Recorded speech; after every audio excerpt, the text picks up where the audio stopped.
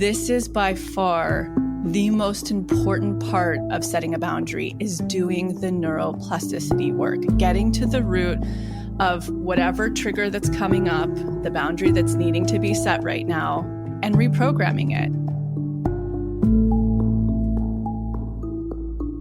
Welcome to the Expanded Podcast with your host, Lacy Phillips.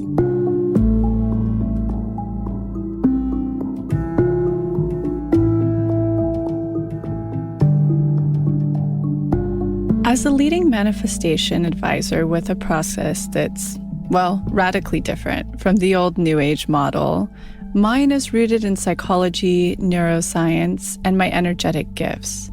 I created this podcast to help you expand your subconscious limiting beliefs about the potential of deserving the manifestations you're calling in. Therefore, you're tuning into this podcast series to show your subconscious that anything you desire is possible. And by pressing play, you've already started the process of manifesting it. Welcome back. You'll have to forgive my voice. I'm at the tail end of this cold. Not COVID, I tested, but I shared with many on Instagram that I was going through the cold. In fact, I was really active on Instagram stories this last weekend. I got hair to do it, and it was so beautiful to receive all of the incredible feedback in there. I still haven't even gotten a chance to say thank you so much from a really heart-centered place to everybody who got in touch to share love, congrats, support about my fertility journey. I read every DM and comment. And like I said in an Instagram post this week, I spent the majority of that day when the episode went live, because of all of your love and feedback, crying. It was so overwhelmingly beautiful, and it felt like such a marker to arrive at a manifestation many of you had been following me on over the last 4 years, and it was a real testament to the work that goes into the process. And yeah, so I just wanted to really thank you. Also, inside of Instagram this weekend, we were getting a resounding just praise and love for all of the updates that we made inside of the pathway. So thank you for that feedback. Every message, I think, makes each of us who contributed want to cry. So many people put their effort into it, from our coaches to Jessica that you hear on here co-hosting, to Grace, to the whole team. I mean, it was a real team effort. And then a question that I received a couple of times inside was, can you guys continue the discount that we are providing over the holiday weekend further so that people could join the pathway? And so the team and I got together and we started to mastermind what we usually mastermind every year, which is a challenge. So we are going to do this December, kicking off on Monday the 7th, our magnetism challenge. And I love to do this during the holidays every year because I think this year is going to be the most important one that we do. But collectively, the holidays tend to, as we've said in a couple of podcast episodes, bring up a lot of triggers. And so traditionally in the past, as a community, we have done reprogramming challenge together that spans a couple of weeks. And it's usually really profound for people because when you're doing something collectively like this, we're holding each other accountable. We're able to go into the community group when you're in the pathway and ask questions and not get stuck and know everybody's working through the same thing. And people see profound results from it. But this year, with the rise that's happening right now in COVID again, and it's contributing to deeper isolation, I think it's when we're going to need each other most. And it's going to be such a prime time to manifest. If you have not heard my very first short, tiny podcast on the energetics of this year, especially the pandemic, go ahead and click the link below and you will listen to why this is such a pivotal, incredible portal for manifestation. So if you're finding yourself in a rock bottom, a rut, or even like many of us who have been navigating during this year doing the work are in a flow, which kind of, can bring up a lot of guilt and triggers in a different way when things are really flowing for you. Regardless, It's in the rock bottoms and the ruts that we can harness the most energy to manifest. And anyone who's ever done our up-level workshop within the pathway can definitely attest to this, because there's always a gift. And we're all being affected individually at this time with whatever's coming up for us. May it have nothing to do with the pandemic. May it just be something with our personal lives. Because like I always say, the moment we begin consciously or unconsciously manifesting something, so why not be in the driver's seat and consciously do it? But the moment we begin, our manifestation's already orbiting us. And you can look at this as a visual as like your aura. It's as far out as it can be based on where your self-worth is in ratio to what you're calling in. And it's just orbiting. And the moment it begins orbiting, after you've consciously or unconsciously started calling something in, the universe will immediately start to mirror you in your life. It probably has been, whether you've been conscious to it or not, with triggers that directly represent where you're still blocked. So where your self-worth is still low.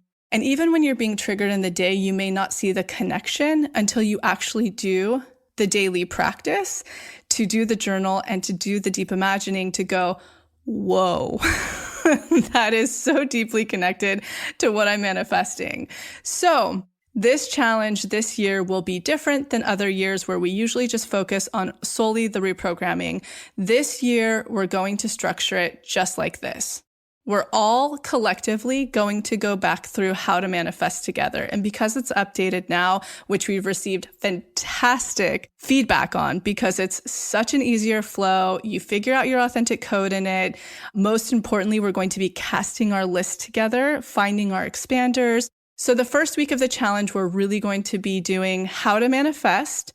And then all of us are going to go through the daily practice videos together, because now it's a workshop that goes through and explains everything. And don't worry for somebody who has fallen off the horse of this work, but they're a member, or the people who are like, I have a really hard time with things coming up when I'm doing the deep imaginings. All of that has been answered in this new daily practice. For the people who are like, I don't have all the time in the world to be doing a 30-minute to an hour exercise every day, solved it for you. We even have 10-minute deep imaginings in there. So in the link below, it's going to walk you through this. But just to give you a general overview, we're all going to go through how to manifest together so we can each consciously cast our list, consciously call in what we want for 2021. Then we're each going to watch so we can be very educated. It's a quick watch on every video, the new daily practice. Going to do that in the first week. And then we have the next 3 weeks structured of how each of us are going to walk through the daily practice using every trigger that's coming up in our daily life. Nothing's too small. They can be positive triggers. They can be shadow triggers. They can be fear, jealousy, envy, isolation right now, numbing right now is a huge one. Any little thing that comes up, and we're going to journal it, and we're going to take it through all of the different new filtrations of how to do the daily practice. May it be based on your time limit, based on the trigger that's coming up, or if you're reprogramming and reinforcing. And why we do this, again, is because it will get you so deep back on the practice. It's the perfect amount of time in neuroplasticity to set the habit. But most importantly, from a manifestation standpoint, you're going to have addressed every single thing you need to do to create all of the magnetism you're needing to begin to connect with your manifestation in early 2021. And again, I just really want to reiterate, you can always manifest during, even if it's a metaphoric world rock bottom that's happening externally or one that's happening in your life. And so this is going to be that perfect ammo with community and accountability and momentum behind you to collectively all go through this together, literally to cast our list, unblock, find our expanders, and get into our self-worth. And in order to manifest, you have to have 3 of those emotion at all times, which is unblocking, expanding, and not settling or being in your worth, which is passing tests. This kicks off Monday, December 7th. Don't worry, if you end up hearing this later, you can jump on and join us. This is a really chill challenge. It sounds like a lot, but it's actually really easy. So we're kicking this off on Monday, the 7th, all together, which is going to be the week that we go through how to manifest, we craft our list, and we watch the daily practice videos. So follow us on Instagram at @ToBeMagnetic. You'll see me on stories. Definitely tune in to Instagram if you're wanting to keep along in that route. If you're already currently a member, definitely be tuning into the Pathway community group because we'll be pretty active in that. So for all of the information on the challenge, go ahead and find it in the link below. Or you can always just go straight to our homepage, tobemagnetic.com, where you will see this episode of the podcast, and all show notes will have all of the information in there.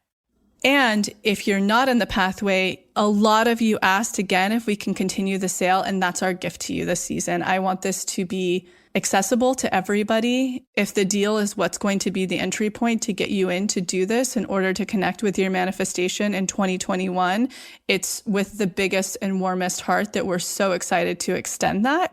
So you'll want to use the new code, which is magnetic20.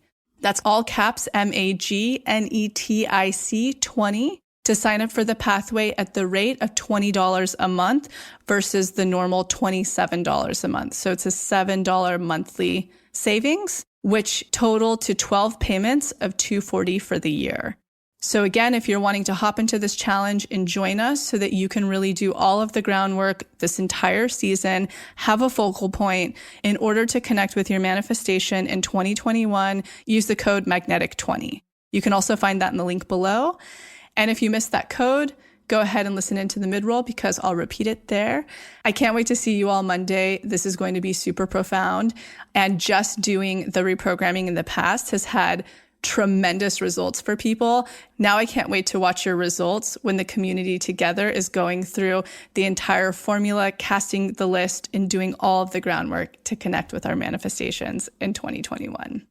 Let's get into the episode.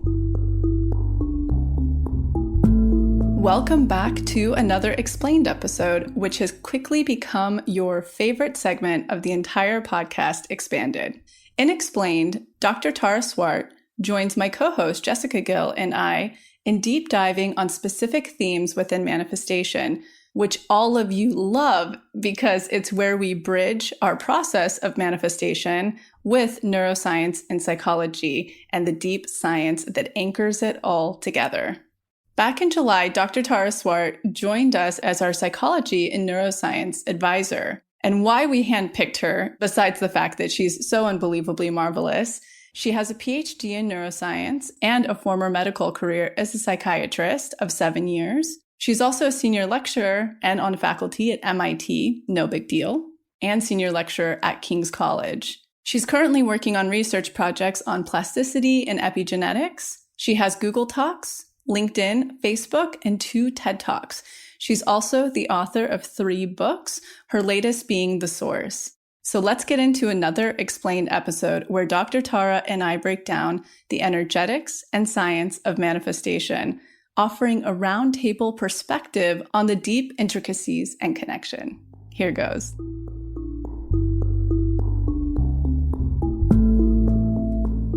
Welcome back, everyone, to another episode of Explained with Lacy Phillips, Dr. Tara, and it's Jessica here.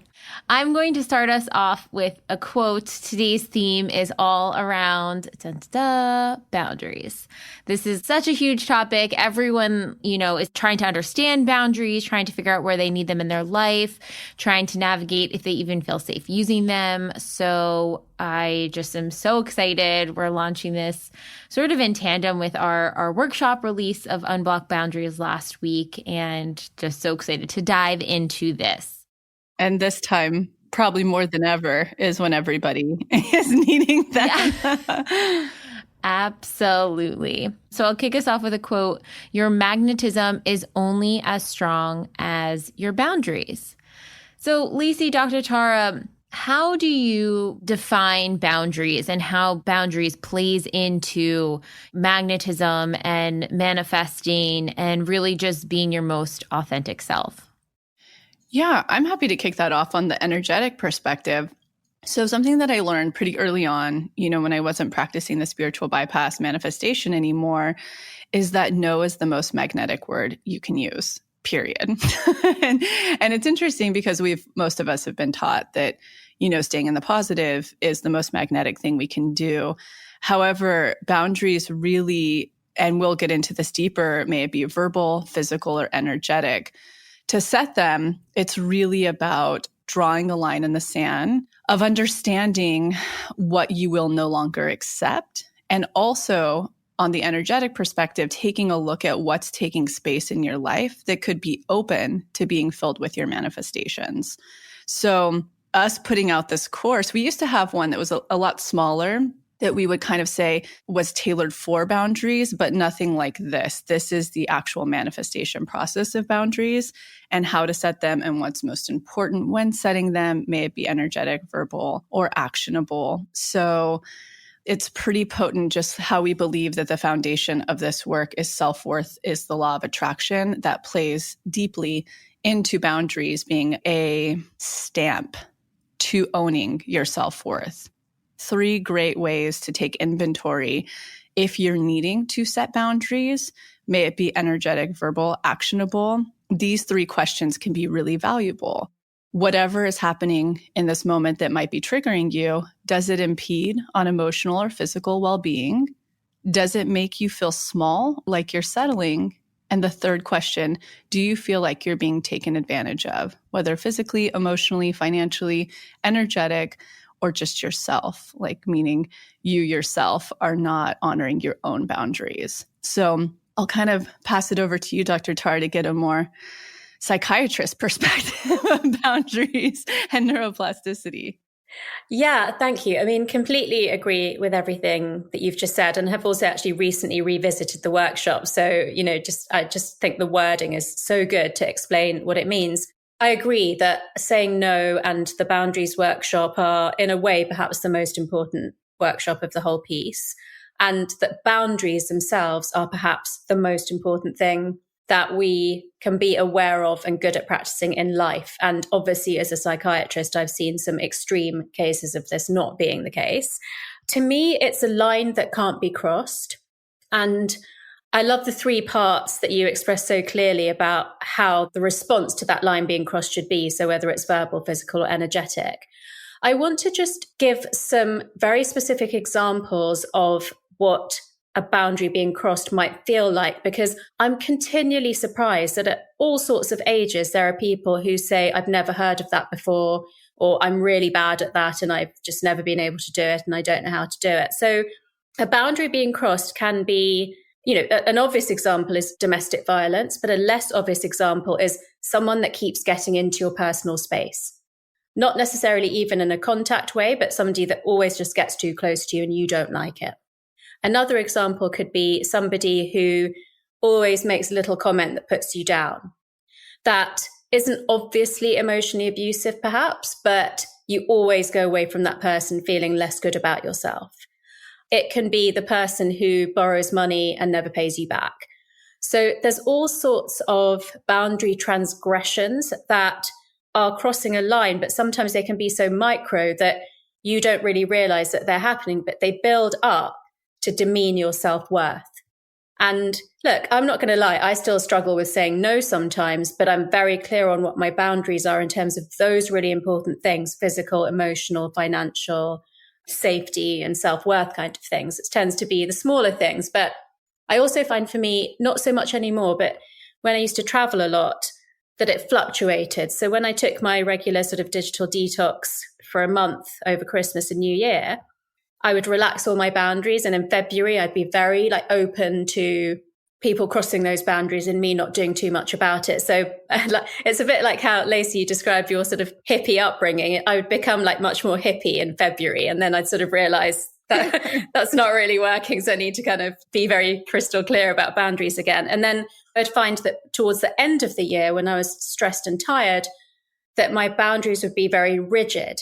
And at times where actually it's not really transgressing your safety, it's just that you're more closed off to things. And that can also be a manifestation of poor self-worth. So I also really wanted to pick up as a psychiatrist on what you said, Lacy, about this year with the pandemic, lockdowns of various times in various places, basically confinement, because things like our roles in life, the expectations on us, the values that we hold, the secrets in our families, and boundaries is one of those things.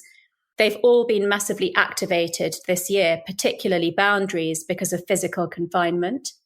So I think it's really interesting to realize that because that neural pathway has been there for so long, because it was the boundaries that you grew up with as a child, that they can very easily get reactivated. And if you're not conscious about them, then it's easy to default to those old ways of being, which is either that you're the rebel of the boundary or that you are the child that always behaves and sticks within the boundary that they're given.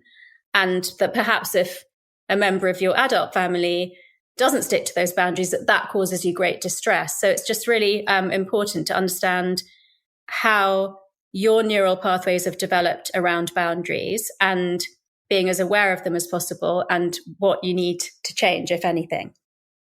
I think this is a good segue from a psychology perspective, where the lack or inability to set boundaries usually stems from. May it be codependency, may it be being raised with narcissism, a narcissistic parent, that your emotions, etc., aren't valued, or that you're shamed if you do say no. I was having an interesting conversation with my friend Ashley Neese when I was up at the Forest House last weekend. She's doing this really interesting thing where protection of her son, his safety, and we're just talking about like emotional safety and every type of safety, is number one to her. So for instance, they were out of town and they were staying in another home for 3 weeks.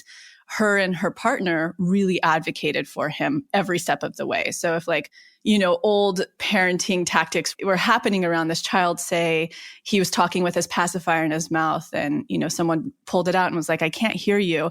They were like, we don't do that in our house. Like they could really advocate. And I know for me, that made me sweat because I'm already like, I don't think I'll be able to do that with my parents. Like my dad, for instance, that really made me look at, oh my God, not only do I have so much work still to do on my own boundaries, that's going to be a whole new level of challenge. So I think that's a good segue to talk about where the root of setting boundaries or even having an awareness that you should set boundaries, where that comes from in childhood. Yeah. So like with most things, the root of that comes from the transference and countertransference. I'll explain what those are with the primary caregiver or caregivers. Whether that's a parent or parents or grandparents or teachers or social workers, there's one or two main caregivers in a child's life from the beginning of their life. And transference is the feelings that come up for you in relation to somebody else, and countertransference is the reaction that person has to that dynamic between you. So it's usually used to describe a patient and therapist relationship, but actually it can be used in adult general relationships as well. If a therapist or a person reminds you of a dominant caregiver from your childhood, then you may either cower in response to that person or you may become very aggressive in response to that person. And that's kind of the answer to your question, Lacy, which is depending on the interaction that you had with your primary caregiver or caregivers, it can go one of two ways, but they tend to be quite extreme. So with boundaries, of course, it's all on a spectrum, but it tends to be, I guess, more obvious where there's an issue is that there's either a very rigid boundary that can't be changed, you can't allow any infringement of that boundary, or there's absolutely no boundary. So in the face of some sort of threat or challenge to your boundary, that you completely open up and give way. So it's a little bit like the epigenetic research on stress responses in the children and grandchildren of people who survived terrible famines and, things like the Holocaust. To survive, those people suppressed certain genes, but then their children and grandchildren who didn't need to suppress those genes had a response to that where either they became extremely resilient to stress or they became extremely anxious and easily stressed. And so with boundaries, it's the same. It's not necessarily that if your parents had very strict boundaries, you'll have very strict boundaries. It may be that as a response to that, you go completely the other way. So, and vice versa. And I think too, kind of getting to the root of that, if you saw, okay, if I hold my boundaries, I'm either going to be safe, loved, and accepted, or I'm not. When kids notice, like, okay, I tried to set a boundary and then this person bulldozed over them, I got love and affection for pleasing them, for ignoring my own boundary and honoring what they wanted. And so the child's, the kind of limiting belief they take in is, I will not have love and affection if I honor my boundaries. 100%. Yeah, and that's what you see so much. And that's why it's such a pivotal moment for people, where they realize that actually, when you do honor your boundary, you receive true love and respect in your adult life. And I think just from a manifestation energetic perspective, when we are honoring our boundaries, which we could just say energetically is our true, whole, authentic self, and being unafraid to advocate and be and put out our authentic self, and be unafraid of what may come of that. May it rear somebody's shadow, people drop off, the consequences, for lack of a better word, that's how we could see them. The universe really shows up for us, and we create a ton of magnetism, because we're literally saying, I'm going to take the masks off, my onion layer, my trauma, or my shadows, and I'm going to be my true, whole, worthy, authentic self. And that is the objective to manifestation, is to get back to that and be in your whole worth. It is hard. It's really, really challenging. And I think we're all faced with boundary work in very different ways. But the beauty, at least when it comes to the manifestation process of it, is it's a very tangible, rooted, actionable, step-by-step way to approach it, no matter how you're being triggered. May it be in your work environment, with friends, in your dating environment, or your marriage. There are a few anchors to really come back to and work through that you do have control over. Yeah. And just one other question, Dr. Tara, kind of on the psychology front of it. I think so many times when people, I know years ago, before I really understood and took a deep dive into what boundaries are and what they mean and how they actually mean self-love and self-worth, having strong boundaries. But I saw them as sort of, back then, as this block between me and another person. Like, oh no, if this person puts up boundaries, that means they're further away from me, disconnected. And I think it also, boundaries play into the anxious and avoidant types. And a lot of times people associate, oh, someone with strong boundaries might be avoidant because they just don't answer a call back, and that's a boundary. But it's a lot more nuanced than that. And it's really getting to the root of how and why they're setting the boundary, and are they able to have communication on it. Talk a little bit about how that anxious or avoidant plays into boundary work. So you're both so right about the fact that it's a two-way thing. And, Jessica, you've given a really beautiful example of the fact that it can be not us setting the boundary, but us responding to somebody who's setting a boundary and being, feeling displaced by that. So the way that Lacy described it was that if you set a boundary, somebody's shadow might rear up, which means that they resist your change in a way that tries to get you to back down on your boundary. And, equally, like you've said, Jessica, there can be times where somebody places a boundary between us and them, and we can, of course, become very anxious or avoidant, but also insulted and try to persuade them to behave differently. But actually, if you respect someone's boundary, if you're curious about it and you show respect for it, even if you feel like it might be saying something about you, it can grow a relationship, a friendship, and make it just so much better. So I think, when someone sets a boundary, it's important to not take it personally, because it will be triggering us on, some sort of rejection that we've experienced in the past.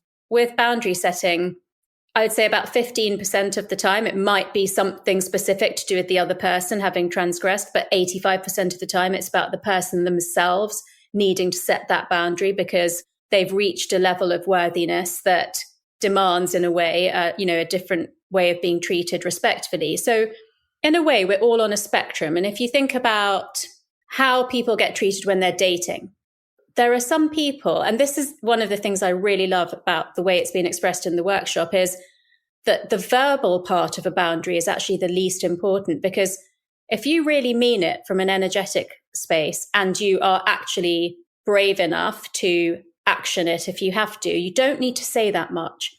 So we all know the kind of people who go on dates and get ghosted or get treated badly, and they keep going on those dates and the pattern just remains like that for a very long time. And we all know that girl who every time she goes on a date, she gets treated really nicely and she always gets called up afterwards. And, you know, she sort of has really good long-term relationships. And that's because there's a level of self-worth that's both energetic, but actually carved into the neural architecture of there is only one way I accept of being treated. And I assume that that will happen all the time because my level of self-worth is so high. And funnily enough, it does, because we're all communicating with each other on a very primal level, whether it's hormones, body language, other things that, you know, we can't even name, but just that transference and countertransference that we have between people, and of course the energetics, then there's some element of a boundary that people just know that they can't cross. And so they won't, you know, unless they're extremely pathological. And there are ways that we behave that we don't necessarily have to articulate with speech that leads to being treated in a certain way, which then fulfills a certain prophecy of how people react towards you, how people treat you, how relationships are conducted. And so when it's put like that, it really makes us all realize how much that responsibility lies with us to give out the message on whatever level that is, neural or energetic or otherwise, without necessarily having to spell it out, that we expect to be treated a certain way. From your lips to the universe's ears. Everything you just said, I really, really want to highlight for people on the manifestation front. And you will learn that in this workshop quite in depth, that the verbal, actually communicating your boundary is truly, when it comes to manifestation, the least weighted, just as you said. And your example was so pristine, using dating for, you know, the person who has a neural architect now that it's the only way that they'll be treated. I can speak to that in my own personal experience because I experienced that entire arc, from being a doormat to being in between, to starting to set boundaries, but being afraid that still I'll lose the people, to then getting to a place of like purely in my worth, the true I don't give a fuck anymore space. And therefore, I have always, since that point on, been treated profoundly well in dating. It is the easiest thing for me to attract as a partner. And so you really spoke to that so clearly, that it really, the accountability comes down to us, but the energetic work is the subconscious work of boundary setting, and then the action, which is the follow through. It's by far the most important when it comes to manifestation. And you highlighted it so well in what you said as to why. Yeah. And Lacy, let's just dive into the energetic, right? Because I think that's such a basis of boundaries. It's something I know I haven't really heard about or learned before. A lot of things that I've read about boundaries has all been verbal and scripts and all of that stuff, which can be extraordinarily helpful. But I think as well, you know, when it comes to, you hear, especially in the spiritual community, energetic boundaries, I always thought of like, I have to sit down and have someone like clean my aura, you know, like I literally thought. It's a good example, actually. It's a really good example. I literally thought of, okay, this is just a spiritual cleansing. That's how I'm going to set my boundary. And realizing it's so much deeper than that. It's all into the subconscious work. It's all into the neuroscience of it. It's all into our neural pathways. So kind of dive into some of the energetics. Yeah, I mean, really what it comes down to, energetically setting boundaries, it just involves shifting the subconscious beliefs of low self-worth from which you're projecting. And it really comes down to everything. I mean, you said it so perfectly, Jessica, you know, when it comes to this manifestation work, it comes down to you not receiving love and acceptance when you needed to set a boundary. Therefore, it was much easier to people please. And that can show up, like you said, Dr. Tara, in a spectrum of areas in our life. I'm personally incredibly good at boundaries when it comes to relationships, dating, being very, very specific with my time. Like I'm probably often perceived as a bitch because I have very little time to hang out with people because I know how much time I need to rest and relax for my adrenals. So I'm incredible when it comes to that. terrible when it comes to setting boundaries with my family. Very hard for me to set boundaries in people-pleasing situations. I'll just kind of go with the flow. Then I'll have to go back home and think about it. So that space that we're projecting from that is literally people-pleasing or low self-worth or afraid, which energetically, it's just the equivalent to having a shadow or a mask. It's interesting how intertwined those are. But to get to the real root of what you're asking, this is by far the most important part of setting a boundary is doing the neuroplasticity work, getting to the root of whatever trigger that's coming up, the boundary that's needing to be set right now. Where did I pick up this difficulty in setting this and advocating for myself and showing up as my whole, worthy, authentic self and not being afraid of the consequences? Where does that come from? And reprogramming it and then reinforcing it. And when we shift the way that we project in this particular field of whatever this trigger is, and we really put it into practice enough, and we'll get into the action after this, we no longer start to really see that boundary being agitated or triggered anymore. So it is by far the most important. And I'll let you sort of take it over on that note, Dr. Tara, to just go a little bit further into the neuroscience of that. Yeah, so that's the reason that boundaries are related to personal magnetism. And maybe it's a little bit easier to understand that if you're trying to manifest something and you don't really believe that you deserve it, there's a lot of magic dark and a lot of tests. But with boundaries, because they're so subconscious, you actually have to change the neural pathway. So, we often get that question with some of the work, are you actually changing a memory in your brain? And we're very clear that you're not changing a memory and you're changing the emotion that's associated with it.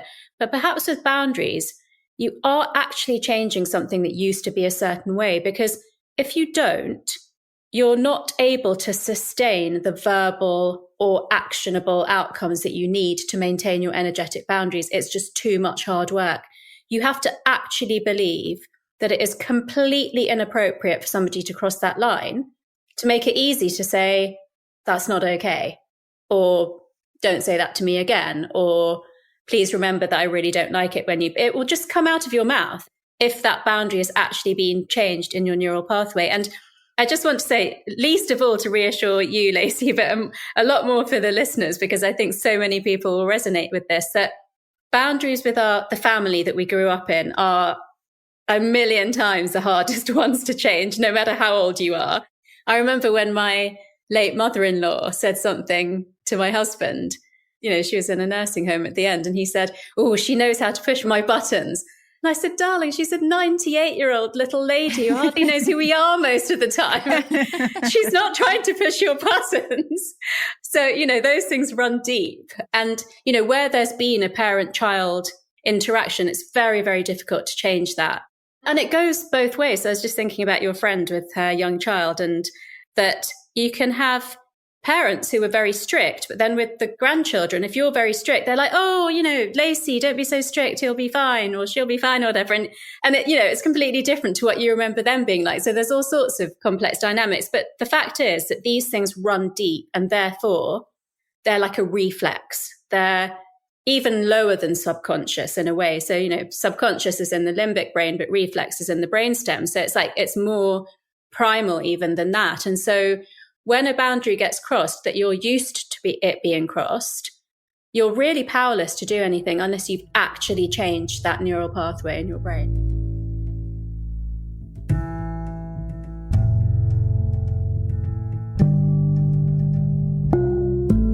So I'm quickly interrupting this episode to invite you, if you're ready to start your manifestation journey, or if anything you've heard in our manifestation episodes has piqued your interest to begin. We have a la carte workshops in everything from the basics bundle, which is what we recommend to everyone who starts. It's the formula that actually teaches you how to manifest, unblocked inner child, and unblocked shadow. We also have a la carte workshops on love and money. But the real gem is the Pathway membership, because it encompasses every single workshop we have. It's a year-long membership with full access to the few a la carte offerings we have, and exclusive workshops not available anywhere else, such as the daily practice, which is what everybody in the pathway uses, hopefully at least 3 times a week to daily, in order to truly create the new neural pathways that one needs in order to manifest, and houses the library of our deep imaginings, which is our unique hypnosis process that allows you to get into your subconscious and overwrite those old neural pathways, creating the new ones. You can use our special code, EXPANDED, all caps, EXPANDED, to receive $20 off your first a la carte workshop purchase or $20 off your first month of the pathway. Again, that's all caps, EXPANDED, EXPANDED. Okay, now back to the episode.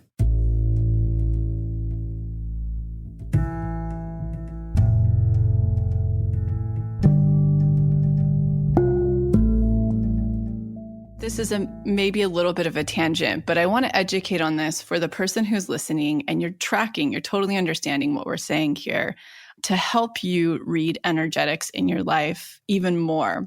Another interesting way this energetic can show up, and it's, I think, easy to see in ratio to boundaries, because I think a lot of people who are doing this work can probably identify with this moment, but we kind of have an internal chuckle sometimes when, you'll hear people say, well, I'm in my worth, so no, I'm not going to do that. And it's interesting because if you truly were in your subconscious worth, that thing wouldn't be showing up anymore.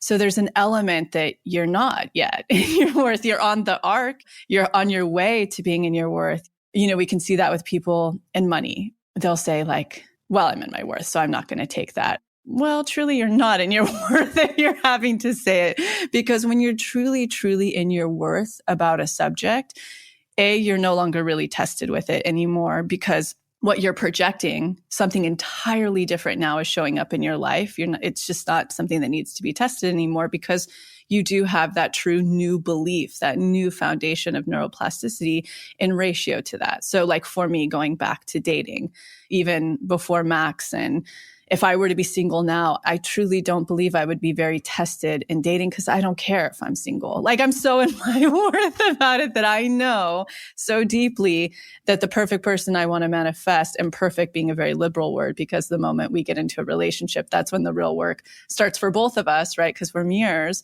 But that would never be something where I have to say, I'm in my worth, so I'm going to turn this date down, or I'm going to walk away from this situation. So just really wanting to educate on that a little bit, because that may help you kind of spot boundaries a little bit more too, where we think we might subconsciously already be strong in our boundaries. If that thing continues to show up, it shows that we still have quite a bit of neural architectural work to do there. I love that too, because I think, even the idea of just saying like, oh, I'm in my worth, getting to the root of that, it kind of reminds me when someone like brags about, oh yeah, I'm so happy, everything's so joyous. It's almost like they're saying it out loud to convince themselves and other people versus actually embodying it. 100%. Yep. And I actually have an example kind of on this front a bit. And it was interesting. Lacy, you and I had recorded a boundaries episode like way in the beginning of the year, before the pandemic, before all of this. Pre-Dr. Tara. Yeah. So we had to do this so that we could all do it together. We needed the science and the psychology. I know. It was really interesting listening back, because at the time I was trying to set this boundary with myself of making sure to put work down at a certain time and exercise on a regular basis. And you're like, once you start jumping off that cliff and sort of putting the time to yourself to exercise, like it's going to flow so much better and your magnetism is going to be increased. And it's so interesting. I remember feeling like I did when I recorded that, and I had pretty bad boundaries. Like I had a really hard time putting work down at the end of the night and exercising. And when I first started to try boundaries on that, I did it with like brute force. I was like, I'm going to work out every day. Which is just the action. Exactly. It was total action. And I was successful for a bit, and then it went back to the old way. And it wasn't until I was like, why do I feel like I'm not worthy to take time for myself? why do I feel like I'm in lack of not being able to like go take time for myself at the end of the night? And what am I so afraid of by taking time to work out? And it wasn't until I took that through the DIs and really journaled on that and was like, okay, I need to like prove myself in some way. And I don't. And I'm really confident at what I'm doing. And I am worth taking time to take care of my physical health at the same time. And now at the place that I'm in, it's like I'm working out 4 or 5 days a week without thought. It's not even a question of like, oh, when am I going to get it in? How do I fix it? It's just like, no, I am doing that. And that's such a great example of a self-boundary. And we are going to get in right now to the other two parts of boundaries, which is verbal and action. I really do want to take a moment to highlight because I see this so often, just like I see the person that goes, I'm in my worth. And I'm like, you haven't done enough subconscious work on this thing because you wouldn't need to say it if you truly are. You're humbly in it. You're so worthy you're in it. And therefore, you're not being tested in it anymore. But another alternative I'll see very often is that people use no is the most magnetic word you can do actionably or say. They'll use it as a cop-out to not do the energetic phase of it, which is the subconscious reprogramming and work. And they'll just start turning down every dating experience as soon as there's a red flag, or turn down the job opportunities that are coming in while they're trying to manifest them. And then they're like, why am I not manifesting my person or my job? It's because all you're doing is the action. You're not doing the energetic. And the energetic, again, like Dr. Tara said, and like you just highlighted, Jessica, is the most important. Because if you just do the action, you're going to continue to receive that experience over and over and over again in different forms that you're projecting out low self-worth, which is somewhere that you don't have boundaries yet, somewhere that you're not truly in your worth yet. And I love the example you just gave, Jessica, because it's helping a lot of people right now go, oh, that's what a self-boundary looks like when I'm setting one with myself. And in that typical situation, the person who hasn't done any energetic work could actually go, well, it's the job environment. Like if I don't give 120% and put myself in the backseat, maybe I'll get fired or whatever. But you got to realize that it's an us thing. It's a me thing. It's an accountability thing. And that's what all boundaries come down to. I think that Jessica's example is so pertinent to almost every professional person. That thing about should I keep working or stop working and spend some time on myself. And I think it can be extended from a me boundary to an external boundary as well, because sometimes it could be that you do put your things down and stop working, but somebody, a friend or a family member, asks you to help them. And then you have a really difficult choice, which is, do I do the exercise that's really good for me, or do I give up that time for this person? And so I think for both of those examples, there's some research from Harvard about something called immunity to change, which is about competing commitment. So we have a reason that we tell ourselves or the other person on the surface that we don't do. So for example, with the exercise, Jessica, that you may say, oh, I'm too busy with work, or I really need to impress my boss to get this promotion. But then if you go underneath it and ask, well, what's the real reason that I keep working and I don't do exercise? It's much more likely to be some sort of self-worth reason.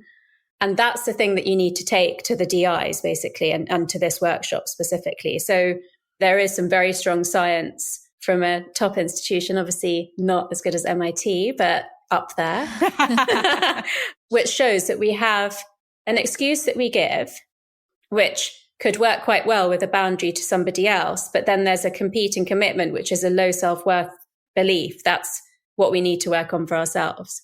Amazing. I love that, Dr. Tara. I think that's so helpful. And I think those self-boundaries are one of the hardest things for people. And I'm sure we'll kind of touch on that again or further, or maybe in an Instagram post too at some point as well.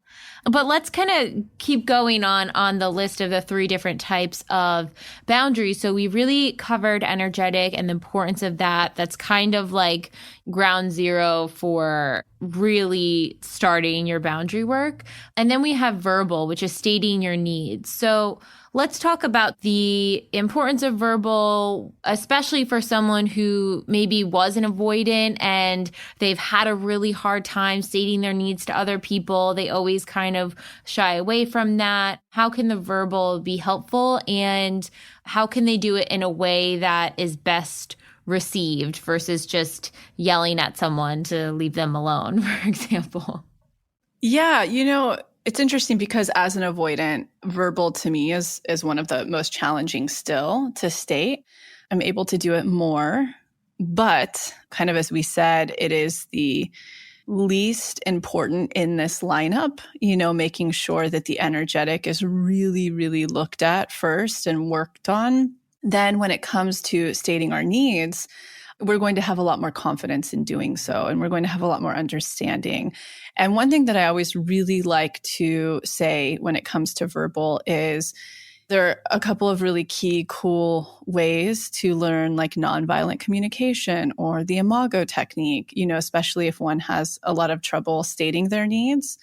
But the one thing that I like to warn people is not everybody is at the same conscious level that you are. And this isn't to put people on a pedestal or somebody beneath. Nothing. We're all growing at different rates in different spectrums. So where I may have a lot of strengths, somebody else in this particular department may not, and vice versa. So when we are stating our needs, it's really important to know, even if we're doing it as consciously as possible, the person on the other end or people on the other end may not consciously be able to have that conversation. And we may have their shadows reared, which we go in depth in the workshop. There's a formula that we kind of came up with in manifestation for boundaries. And the first part of it is drawing a line in the sand of what you will no longer accept. So that's the energetic portion. That's the subconscious reprogramming work that you need to do to shift the energetics at play. And then the second part is state your needs if the communication aspect is applicable. So you're dealing with a conscious individual that can have that conversation. They're not a narcissist. They're not going to throw it back in your face. They're not a sociopath. Or what if you're setting a boundary with yourself? There's not a lot of conscious communication you're going to need to do, right? That is the stating your needs portion. And then the third part is the follow through. And that's the actionable, which we'll get into, that's going to be the second most important after the energetic. So the follow through can actually be, and we can give examples of this, but it's, let's say, in a dating experience, right? I can even give one of mine that I've spoken about, openly. And this was when I was in the arc of becoming very in my worth with dating. But there was this point when I went out on a date with this guy who was a friend of a friend, and he was the list and more. It was all the superficial things I thought that I wanted, he embodied. Then we went to dinner and he kept staring at other women all night. And it was probably just maybe he's a creative and seeing other people interest him. I don't know, but I didn't like it. So to me, that was a little bit of a red flag. And I had been doing a lot of the energetic portion of boundaries at this point, but I was being tested still. So I wasn't totally in my worth on this. So the next day he said, I had a really good time. I would love to see you when I get back from New York. And I said, I text back. And this was the first time I had communicated in a true dating situation that wasn't just a projection of like dating advice that you get in books and what to say and the lines to do. I actually had to find the strength and state my needs and draw a line in the sand. And I said, I think we're better off just being friends. You're a really cool person. However, the things that just didn't jive with me last night was a wandering eye, an X, Y, and Z. So I don't think this will actually continue as a dating experience. And I don't think anybody had ever told him that before. And for me, it was just a feat to finally state my needs. I think there's a really, again, going back to that whole example of, well, I'm in my worth. It's really important and clear to see, when I was kind of hitting that on the head that, well, no, you're really not if you're still having to say it. And this boundary formula is really showing you that, because in that moment, I could have just been like, I'm in my worth, so I can take the action here and just not even respond to him, or I can ghost him or whatever. But no, the road more traveled, jumping off of a cliff, right? We create magnetism when we walk through our fears, was me as an avoidant who is a people pleaser, actually going through and stating my needs from a confident place and not being afraid of the outcome. So that's the portion of stating your needs and the boundary formula. But again, the energetic and the action are the most important. So let's have a conversation on the stating the needs before we go into the action, and I'll open up the floor to you guys. I actually just wanted to make a quick point, which was going through in my mind until you gave that example, which is that stating your needs, even though we call it verbal, doesn't always mean saying it to the person's face. It can be in writing, and that can sometimes be a bit easier. So I was actually just thinking of a work example, sort of work/friend example, where I was very, very busy with work, and a friend wrote to me and said, "Oh, I've got this dear, dear friend who hasn't slept for months and she's seen every doctor. And please, I was just wondering if you could speak with her because she's at her wit's end." And it was so hard, but I had to write back and say, "I'm so busy. I literally don't have time to do things that I need to for myself and my family. And I can't take a phone call now. And if she's seen all these doctors, I won't know anything different to them." And the person wrote back and said, "Wow, so proud of you. You really need to say no more. And I hope you're not too busy and everything." So actually, sometimes when you do it, and it's a good experience, it kind of helps you to realize that it doesn't mean the person's going to hate you if you say no to something. And I love that example, Dr. Tara, because that actually really highlights and shows, even energetically, when you are where your consciousness is at this moment in growth in your life is met with somebody who is the equivalent of that, is equally as conscious, you can actually have those really conscious verbal exchanges, or, like you said, written exchanges of stating your needs.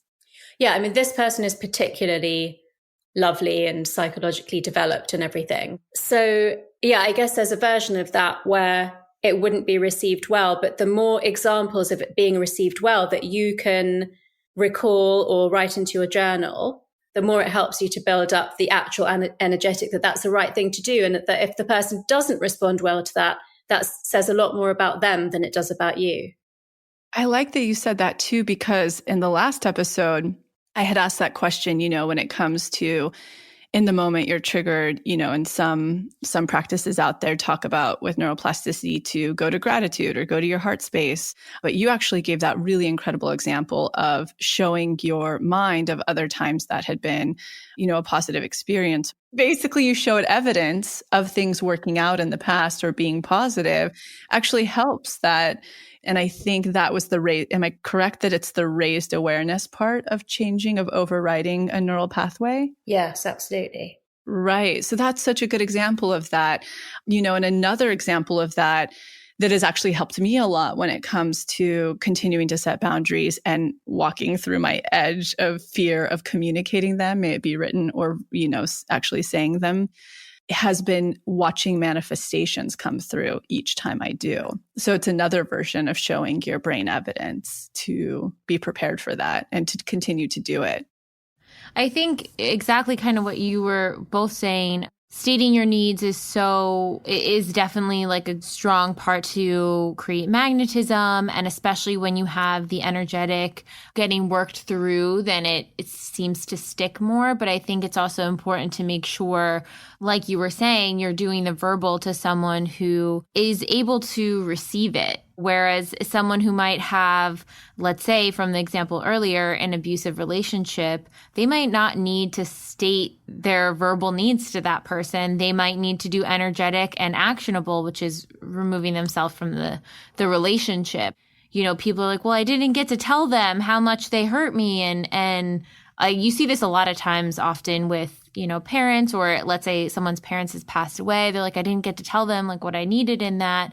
And you can still set the verbal, even if that is writing in your journal, your needs or whatever that may be, because there are certain people where maybe it is too dangerous to state it, or it's not possible because they're not around anymore, or it might be a very toxic person and you don't want to bring them back into your life. So you kind of state those needs from afar, but just work on the energetic and the actionable. But when you can do it with someone who's a bit more conscious, or at least someone who's safe to state your needs to, it can be received even better than you had imagined.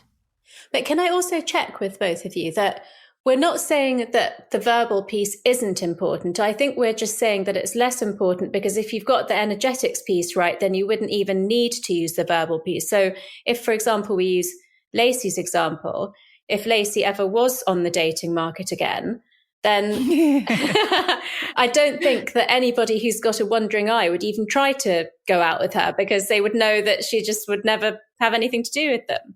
Yes, exactly. And thank you for reiterating that, Dr. Tara, because that is the exact truth, when it comes to the energetic piece. It's interesting figuring out exactly when you're going to need to use the verbal, and it can be very important. Look at, in my arc of growing my self-worth and dating, it was tremendously important for me, especially as an avoidant, especially as a codependent and a people pleaser.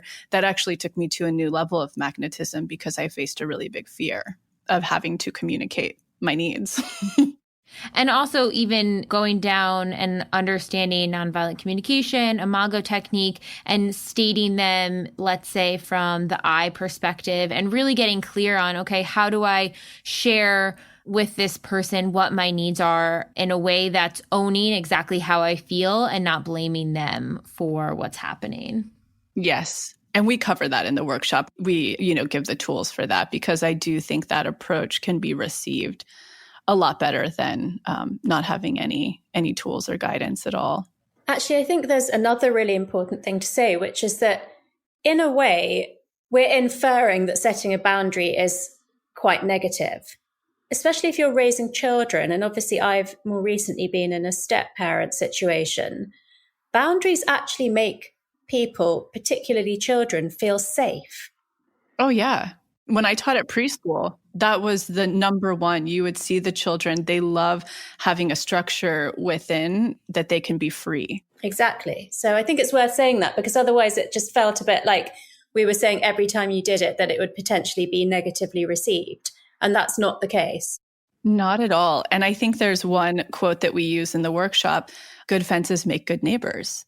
And I think we're speaking generally to people who may have harder trouble setting boundaries in different spectrums of their life. But for the most part, when you get into flow with it, it becomes the most rewarding thing on the planet. Maybe personal boundaries or boundaries with the outside world, just because you have a lot more energy. You feel a lot more in your true, whole, worthy self. You begin to live the life that's in alignment with your soul, because you're not doing all of these things anymore to please other people or living out the dreams of what society told you needed to do, or your family. You really, really get in touch with your true, whole, authentic self. So it becomes incredibly, incredibly rewarding. So thank you for touching on that, Dr. Tara, because I think we're trying to speak to the people who may find this challenging, but it's actually really incredibly rewarding. Yeah, and I definitely am talking to my younger self. Same. When prefacing, because I know how scary it felt to me, and it felt so like I didn't want to do it. I didn't want to hear about it. I didn't want people to do it to me. It felt like a really scary thing. It felt like all these bad repercussions were going to happen on the other side, because I was so used to people pleasing. And now, having gone through this work, gone through the energetic, gone through the verbal, gone through the actionable with many people and many things in my life, it is the thing that excites me the most. Like, if I know I have to set a boundary somewhere, I'm like, whoa, there's going to be so much magnetism on the other side of that. This is so exciting. Like, something's coming through. I get to set a boundary. I get to step into my worth further. I get to examine another place where I maybe haven't examined before. So it really does feel magical now. But I did come from the place of not feeling like that. So I guess I'm just talking to that younger self who might have needed that motivation. And let's dive into the actionable. So this is the follow through. This is, another really vital step in this process. How can people do the follow through? Like, what does that look like? What are some examples? What are ways that you guys have followed through with an actionable? What are examples you've seen other friends go through to just really paint the picture for everyone out there?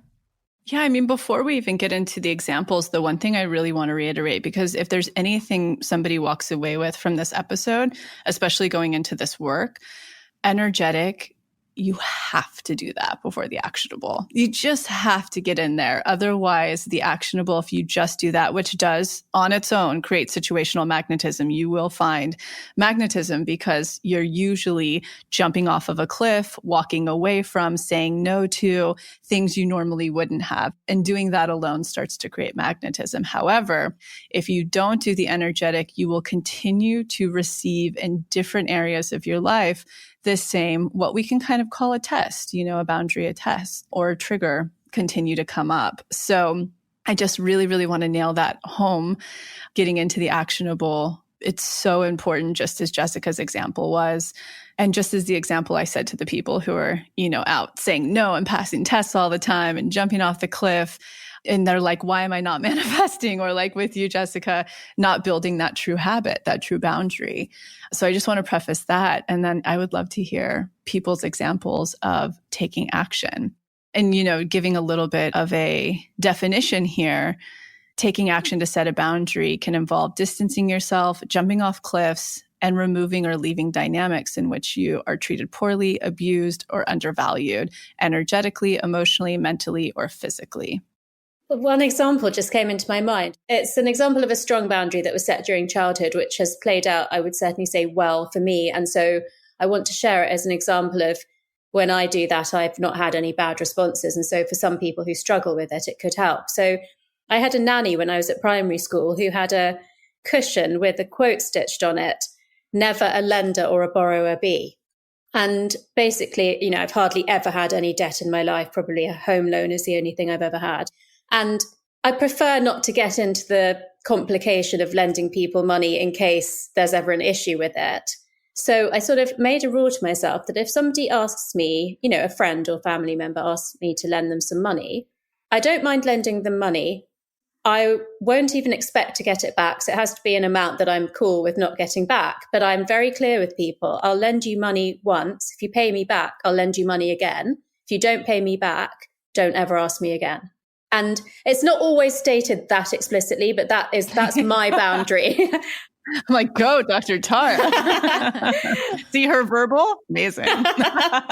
But like we were saying earlier, you often don't have to say it like that because it's so clear in your energy that either the person, would always pay you back because they'd like to keep that channel open, or once they cross that boundary, there's absolutely no chance that they would be able to cross it again. So why I really wanted to say that is that that's a very strong boundary for me. And I've never, ever had a bad experience with saying to someone, I'm not lending you money because you didn't pay me back last time. And I'm sure there are so many people out there that lend money and then somebody asks again and they struggle with the boundary of saying no. So they lend more and more and more money till it gets, to a ridiculous point. So mostly I just wanted to share that one to say, if it helps people to hear that just saying, well, you didn't pay me back the last time I lent you money, and people usually accept that, then I just hope that's helpful.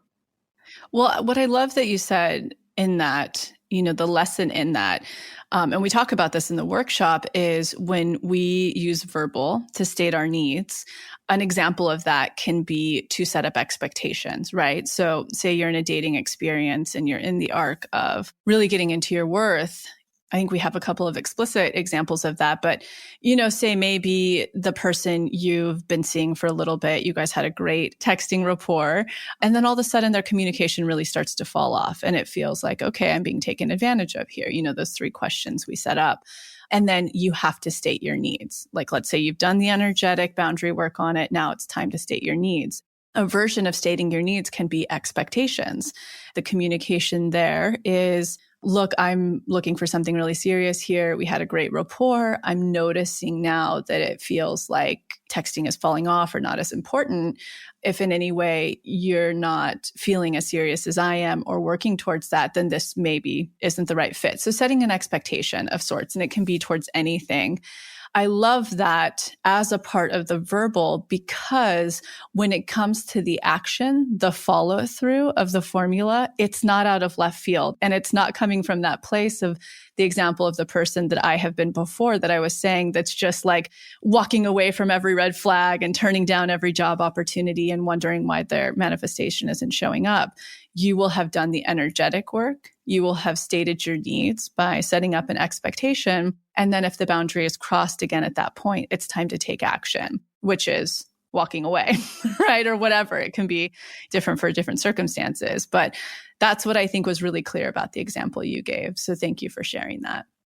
I have kind of a quick example I can share that I had with previous job that I worked where it was a writing gig and we were in the office so long and I was completing my deadline much faster than a lot of the team had. And I really just wasn't thriving in being in a fluorescent light, no windowed office all day. My body was just screaming to be in nature more and more freedom to be able to walk around. And after I completed that job, I was like, okay, I'm not going to accept any more writing jobs with this company unless I can work remotely because I just cannot function in their particular office space.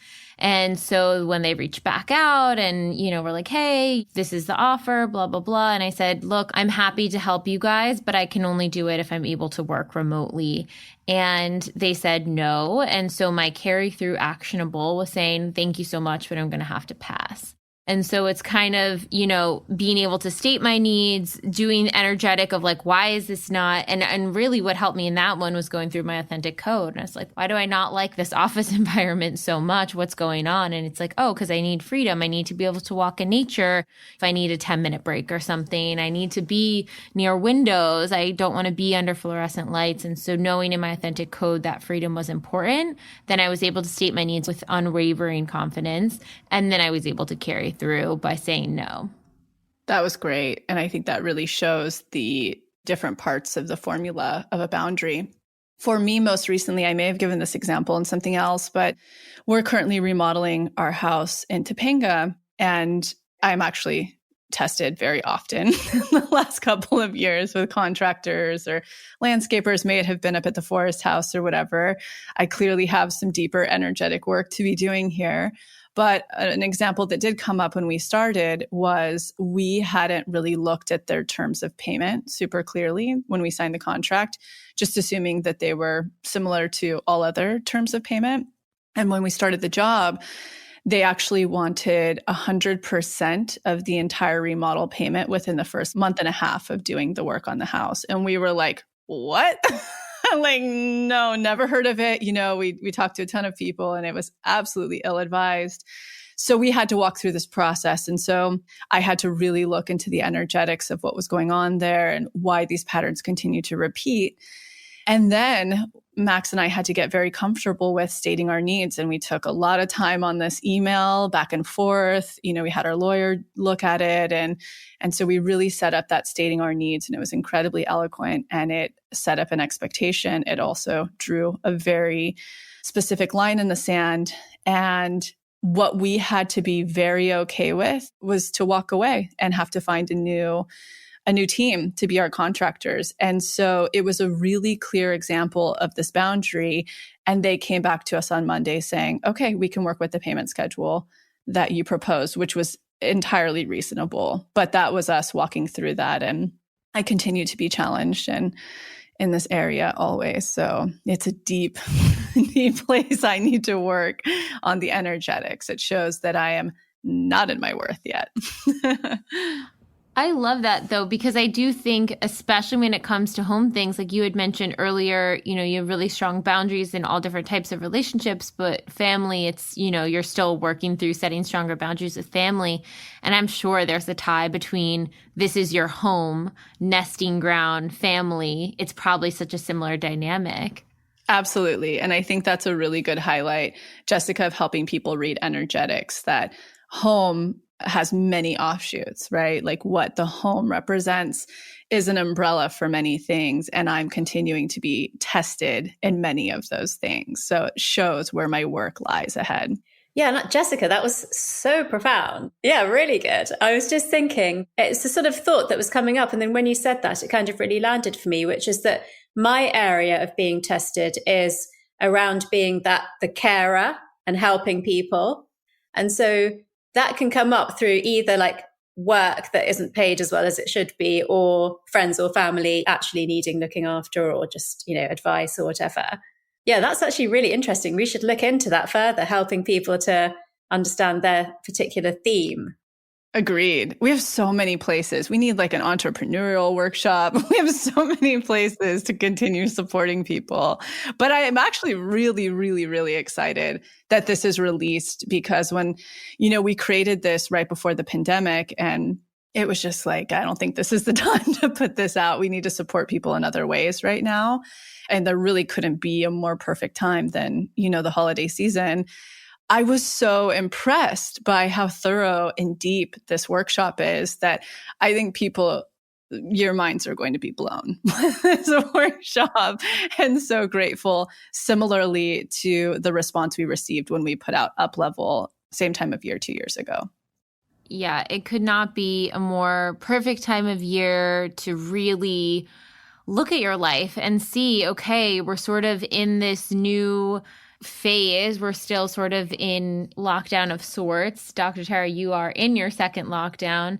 And now that we've understood what it's like to be in this pandemic, how do we start creating boundaries for ourselves in this new normal? How do we honor that over the holidays? Do we need to set boundaries where maybe we're not able to travel to our loved one this holiday and it's going to be really hard telling them that that's not going to be on the table? I mean, there's just so many things that come up around this time of year and could not be a more perfect time to really hunker down and set those magical boundaries. So I actually wanted to end on just go over the checklist again of where you might need boundaries. So does it impede on an emotional or physical well-being? Does it make you feel small or like you are settling? Do you feel like you're being taken advantage of physically, emotionally, financially, energetic, or yourself? And then one other thing to note is, are you not having space for your manifestation to come through? Because that can be a big section where maybe I need a boundary on something. And for anybody who didn't join us in the pathway during the big sale that we had over Black Friday, we are doing a challenge. All together as a group, we like to collectively do this before the new year.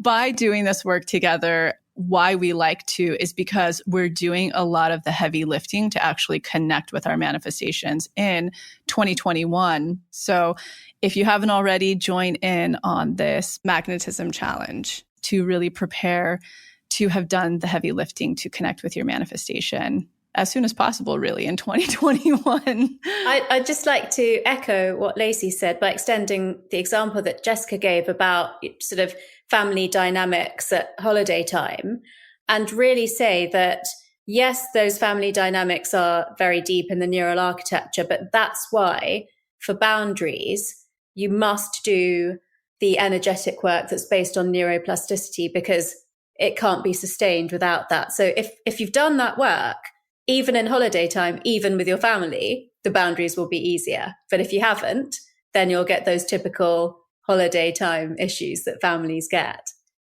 And that's why we love this time of year to do this work, because traditionally you tend to be triggered more at this time of year. May it be not only just family, but everything that the holidays bring up commercially in society for people. I mean, there's a lot that goes on here. I remember when I was single, this was a really hard time of year for me. This is the perfect time to be witnessing those triggers, to really follow through and do that energetic work. So I love that. Thank you, Dr. Tara. Thank you, Lacy and Dr. Tara. What an expansive episode. I'm sure I will be listening to this one over and over again for more tips and things that I'm picking up each time. But thank you guys very much for joining me. And thank you, everyone, for tuning in. We hope you have a blessed week, and we will see you next Friday. Bye. Thank you. Thank you so much for tuning into the episode, and I hope you enjoyed it as much as I did, we did.